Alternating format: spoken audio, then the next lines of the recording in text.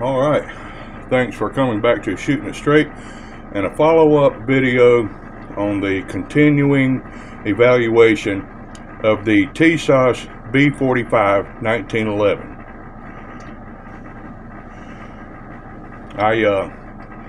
I wanted to do this video because I ran into a couple of issues, and let me tell you that. Let me show you that. I keep a round count log on every one of my firearms to tell you any malfunctions, what kind, what magazines were used, how many rounds are put through it, all that. And this is the 1911 here.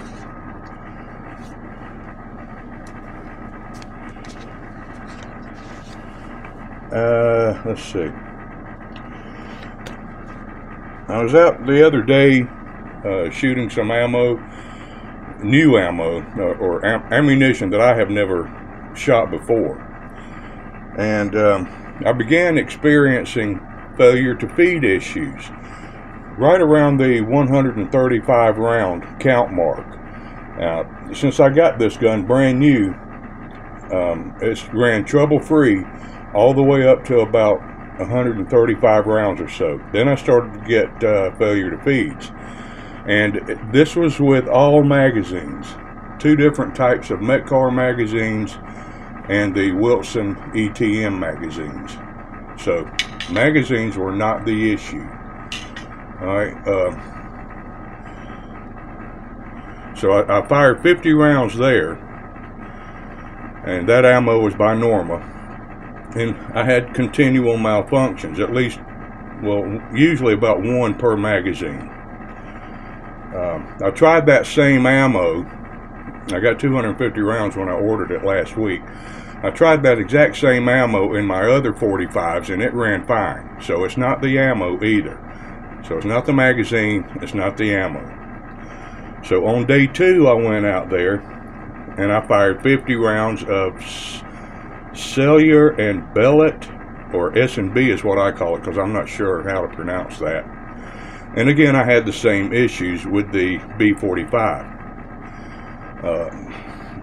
I have determined that it's not an ammo issue, nor is it a magazine issue. I was kind of thinking it was an issue with the extractor. So I came back in here, I did a common tension test of the extractor. Now, while technically it passed the test, it barely passed it.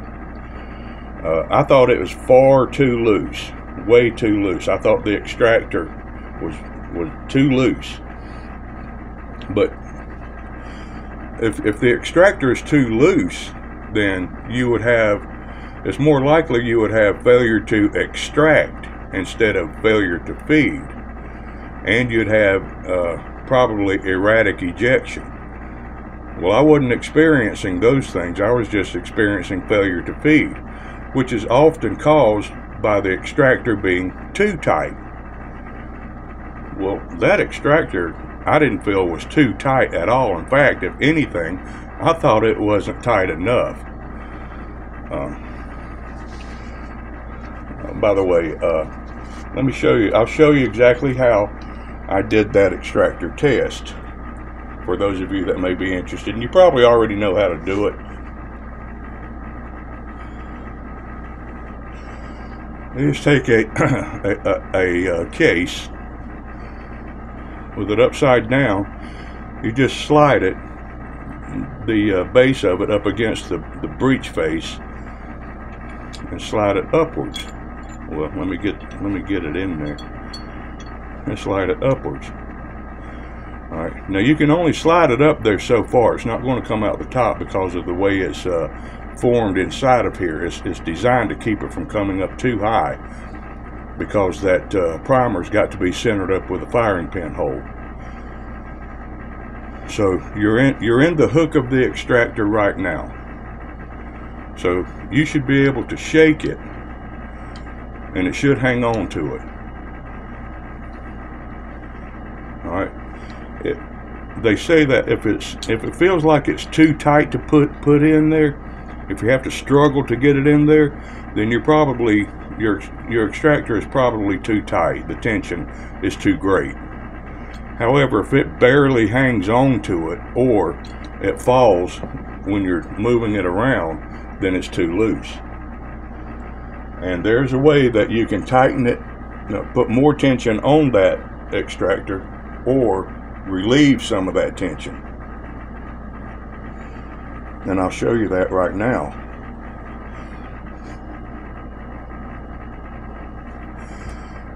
We've got to take our plate off.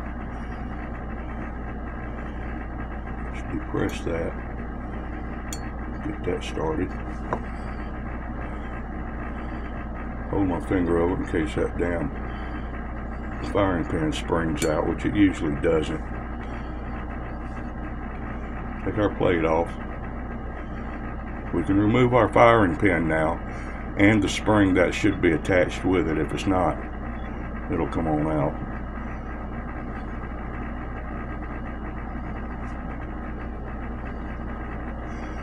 Okay, that's your firing pin channel right there, empty. Now we got to get the extractor out, and to do that you just turn it back around. I had to fashion this thing, but just push the extractor hook up, and that will push it up here, and you can just grab it and lift it straight out. Now your firing pin is out and your extractor is out too. And there's the hook of it that catches on the rim right there, right? Now to put more tension on it, that claw needs to move inward. All right, it needs to move inward to be tighter. So you'll have to put some pressure on this to bend it inward.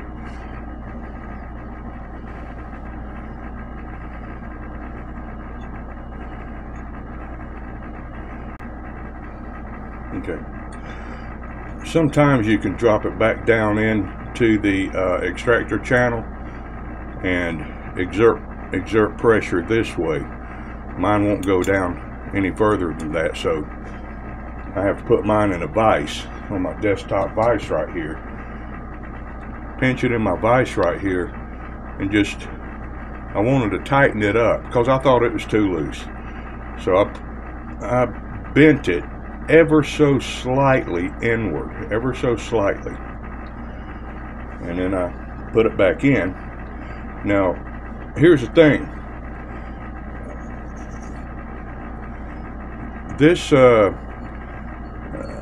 this channel, this extractor channel is only going to let this extractor have so much tension in and so much tension out.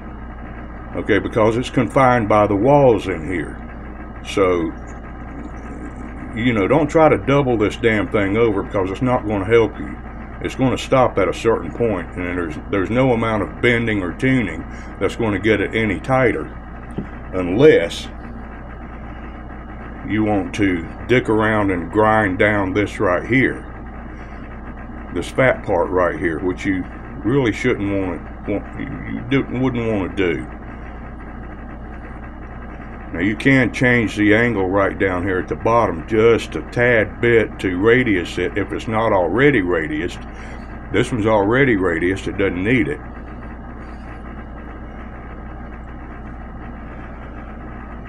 And also, of course, if you need to lessen the tension, well, in that vise you just depress it the other way until you bend it enough where you think it's going to be out as far as you need it. And then of course keep trying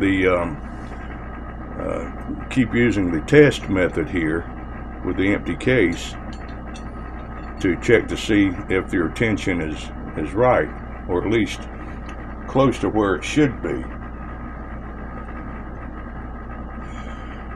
Now I bent this just slightly inward, and it didn't take much. but it's about as far inward as the channel is going to let this thing bend.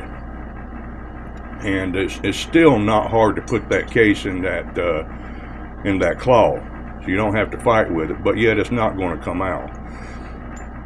And I put it all back together. I took it back out to the range, and I put 50 rounds of the same Norma ammo through it, with these 2 magazines right here, Metcar and Wilson Combat ETMs, and I had no failure to feeds at all. Matter of fact, I wrote an update. Friday, October 13th, 50 rounds of Norma FMJ after increasing extractor tension. 1 failure of the slide to return back into battery fully, and it was just barely. All I had to do is reach up with my thumb and tap it, and it went back into battery. That was the only failure I had out of those 50 rounds. Now, to be fair, I will say that I did have 2 to 3 erratic ejections.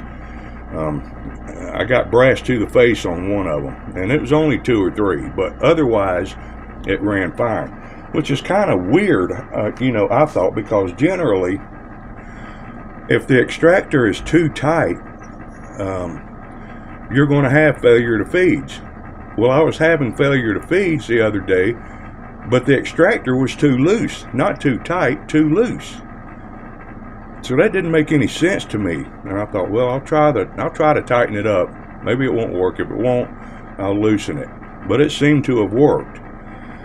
Now, once you've got that, and then we're going to close here, but once you got that firing pin and that extractor out of there, look, here's how you clean it.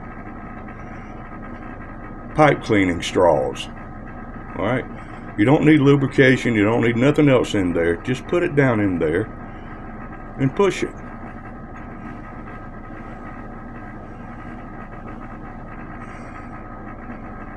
See that? That's all you need to do. Just get it out of there. Now the extractor channel is going to be bigger, so I'm going to double up my pipe straw here. And there you go. Clean it out. Watch this. Oh shit. See? It's not that bad.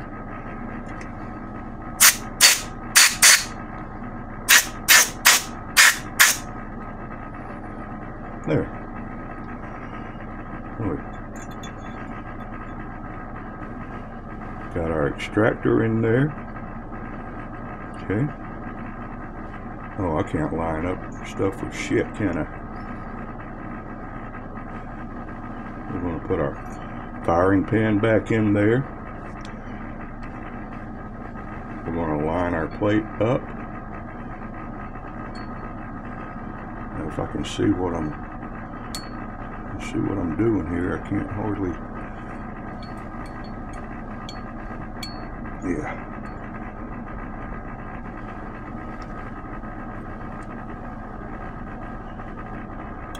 Nope, must not be lined up with that extractor good.